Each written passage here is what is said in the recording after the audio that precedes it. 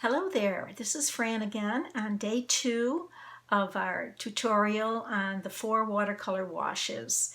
I want to kickstart your inspiration and get you going and trying to practice your watercolor techniques so that you can feel confident in tackling any kind of watercolor painting. Yesterday we talked about the flat wash and I showed you how that was done, and I did not give you any examples of them at that time, but I want to show you them today. So here you can see are 2 examples of using that flat wash that I demonstrated for you yesterday. This one here in burnt sienna, the process that I went through was to have a light wash to begin with. It was a lighter wash than we did yesterday. And what I want in my mind, I wanted to build up and have different layers to give you the perspective of distance. And to do that, I just did another technique of watercolor painting, which is called glazing. So this first layer was done all the way down with this lighter value of the color. Then I decided where I wanted the mountain range line, the farthest away one, and did another layer of paint using the same value, but doing it over the previous value made it a little darker. And I did the same with the third layer. And then when I got to the fourth layer, I added a little bit more pigment, and then even more in the layer that's closest to you. These other items in the painting, just suggestions of trees, were done with the same paint, a little bit more pigment. And this one I even added a little bit of blue to it, which is the complement of orange. And this is sort of an orangey color. And it darkened it up even more, made it grayer. So it pushed those items forward. So that's one type of painting you can do with flat washes. Here's another rendition. I did this one with my students a couple of weeks ago, and I started with a lighter blue wash. In fact, it was probably this one. And then I decided I didn't want it, the next wash through, I didn't want it to go all the way down.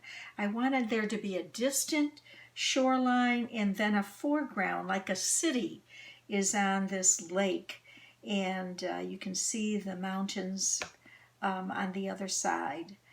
And so anyway, that was done with the lighter wash, then a little darker wash up in this area, and then I added more pigment for this, and then this area was just kind of etched into the background there with the darkest value of all. It's sort of nighttime in the city as you're looking out from a distant standpoint. Anyway, those are the 2 examples of flat washes that I wanted to show you before we moved on to today's lesson, which is in the gradated wash. And the gradated wash is a wash that gets lighter in value from the beginning to the end, the bottom of your paper. It's a great wash for landscapes where mountains kind of fade into the mist, or dark skies fade into the horizon. So that's where you would most likely be using this. And today I'm going to use a brighter color, and that color is orange to start off my painting. So I'm once again, I'm saturating. I should put this in view for you. I'm saturating my my brush with the paint, and then I have my bucket of water nearby as well. So the very first thing you do, and I want you to notice, let me stop for a minute here. Yesterday I had my watercolor paper taped to my drawing table, and I decided that was not a good idea. So I have it here on a gator board. This is my backing board, and I've taped it to that. Now, what I'm going to do before I start is to put something underneath, and this time I'm just using some tape to put underneath to give my board a slant. That way you do get that nice bead that you want at the bottom. So our first swipe, press hard and go across. Let me do that once more. Should have gotten more paint on there because I had let it sit there for a few minutes. All the way across. Now, instead of going into the paint again, I'm going into the water. I'm going to blot it a little bit and overlap again, like I did with the flat wash. Dip again in the water, blot a little bit again.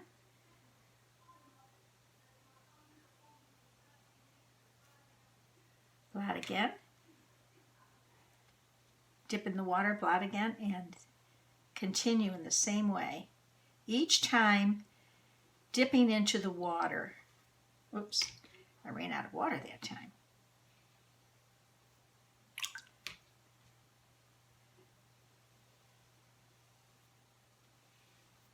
This is what happens when you don't have enough water on it. Now the last one, let's see if I can, shouldn't do this, but I may just try to even that out while it's still wet by going over the whole thing again. So see, sometimes even if you do make a mistake, you can go back and fix it. That pesky little line there. If I keep going over it with water, I might be able to even it out more.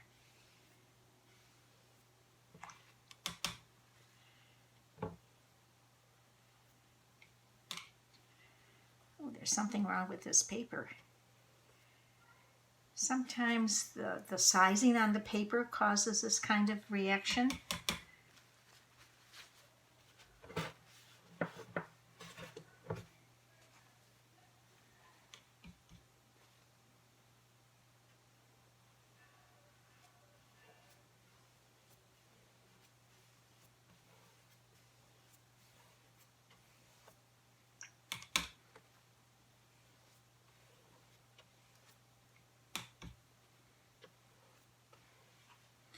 Okay, that wasn't as successful as the day before's, but you get the idea of using your full strength paint on the first swipe and then using water each time you go over that from underneath and pick up the bead that's under there and continue down your page. So what I'm going to do now is to, maybe I'll just turn this over. One second thought.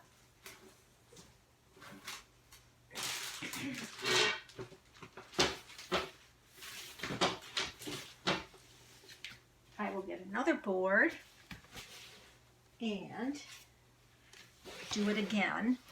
This time to show you how I would use it when I'm really painting a painting instead of just demonstrating a technique or the wash itself. So first things first, tape your paper 140-pound arches to your backing board.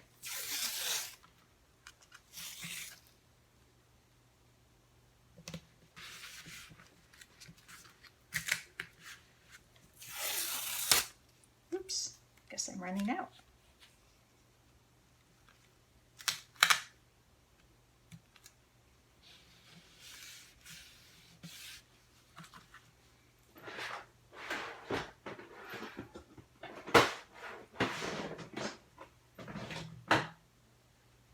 I know I have another one in here. I just can't get my hands on it right now. So we'll make do with what I've got here.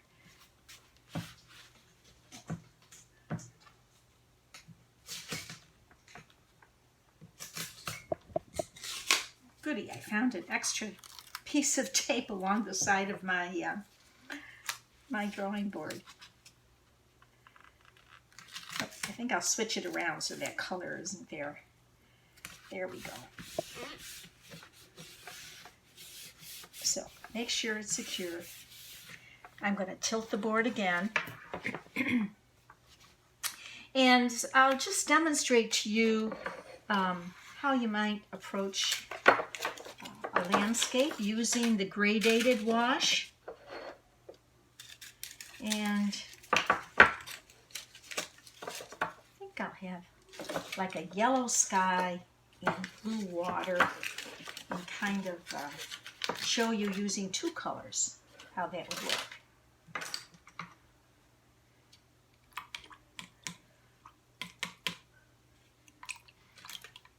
So I'm getting a different brush because I didn't want all that orange to get into the yellow because yellow is such a soft color.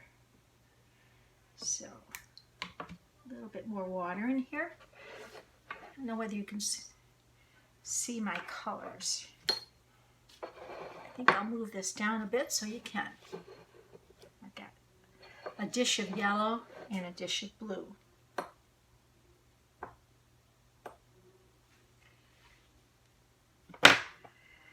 So I'm going to start at the top.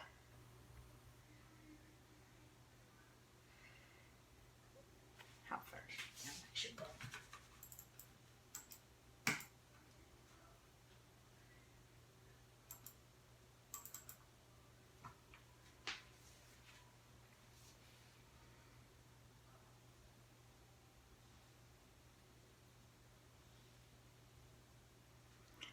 Make sure that's the value I want there at the top. Be a bright morning. Then I'll go into my water.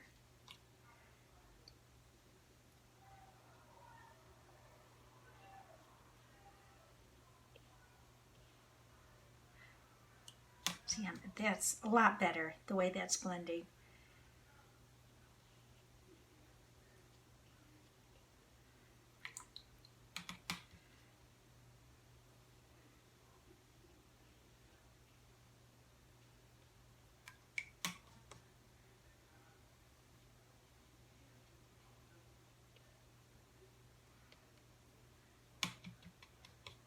Now I'm going to let that dry for a few minutes, and then I will flip it over and start the blue from the other side.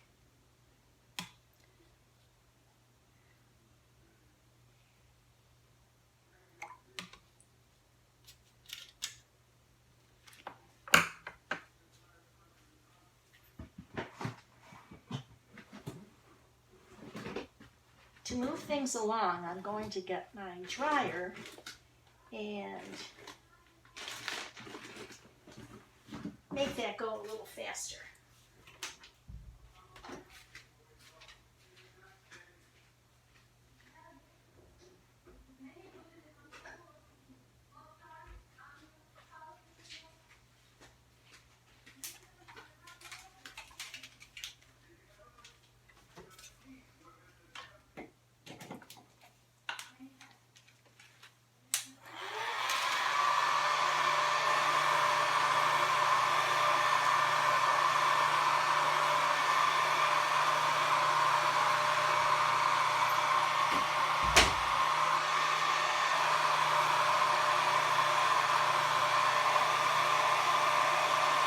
I always test it with the back of my hand.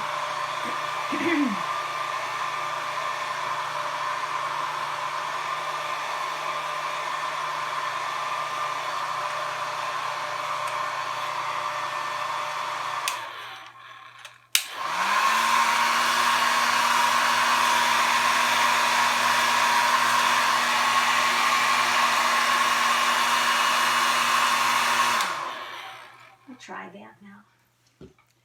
That should be fine. Now I'm going to flip it this way and do the blue water from this way up to meet the yellow at the top. So start again with some water and load up the brush.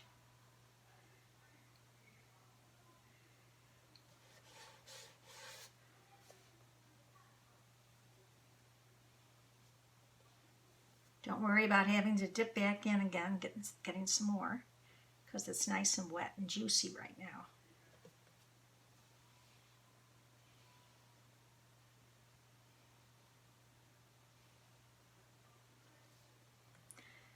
Now I'll dip it in the water.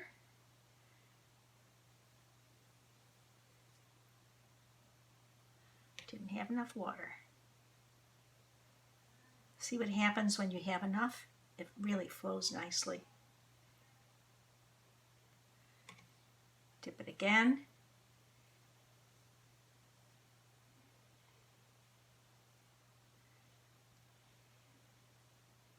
Dip it again.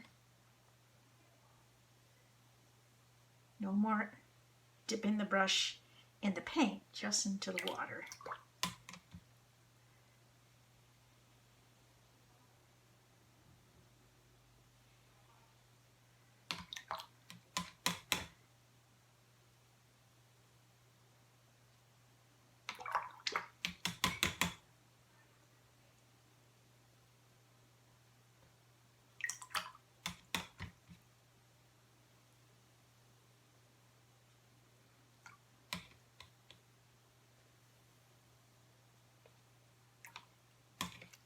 And I will bring it and overlap it with the yellow that's there.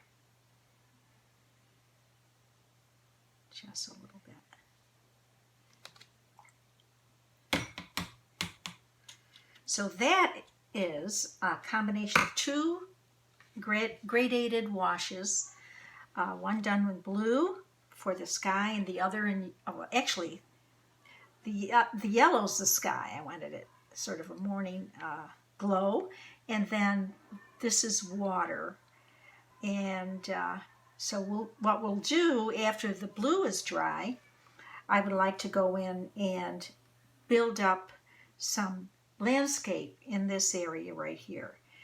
I might be able to, let me dry it a little bit and see if I can't do a little bit of that for you now.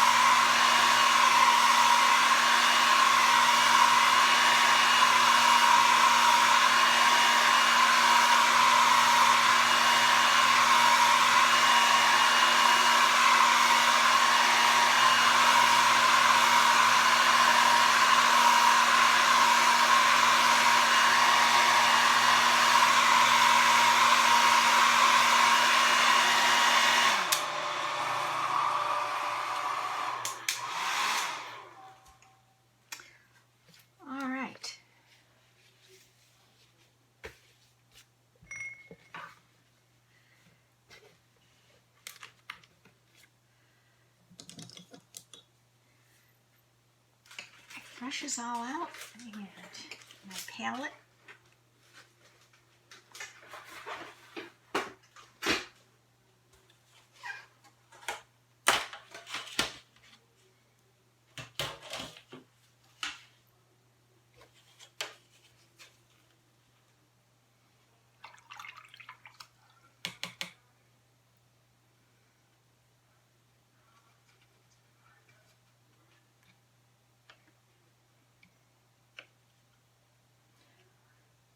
Thinking in terms of what is going on in this painting, and I'm seeing in my mind's eye some trees in the background. They're up near the in this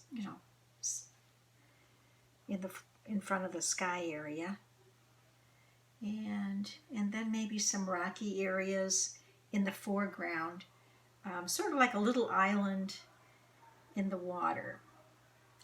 So anyway, you get the idea. So I've got some of my green here. It's a very deep green. And I think I might wet it before I go into it too much.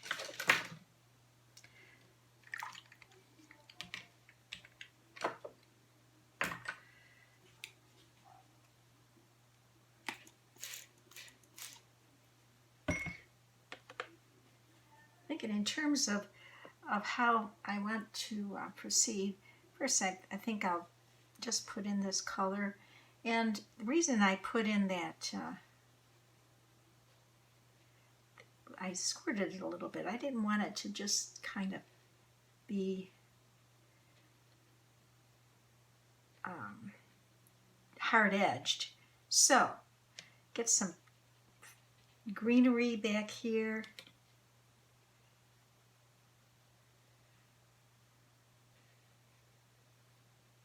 See how nicely that, since I had it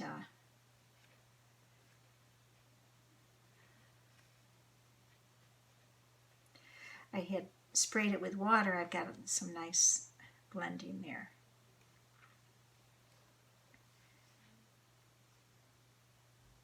I might make this one a little bit darker.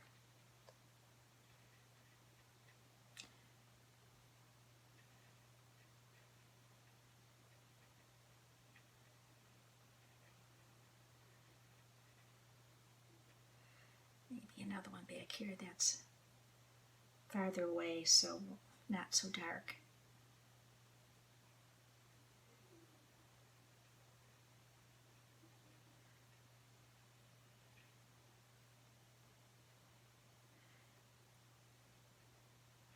And then darken up the one in front.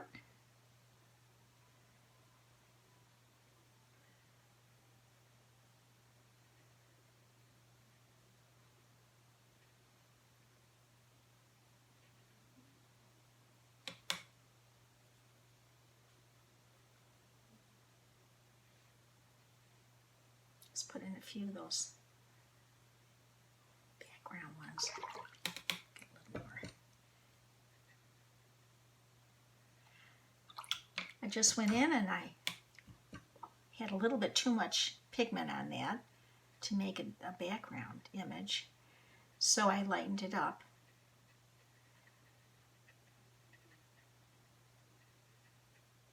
I'm trying to hurry this up, and so normally what I would do, I would put in the lighter foliage first and then proceed with the darker. Let's just pretend that this is some more back there.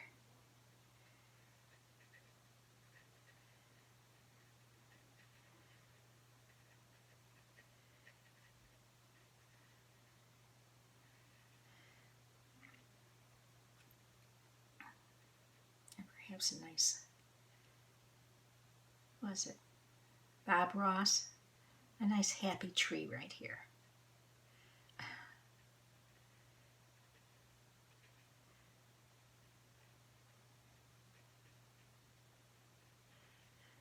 So then, there's my nice little island, and let's get some rocks perhaps in front of that. We want to give the illusion of rocks. So we need some.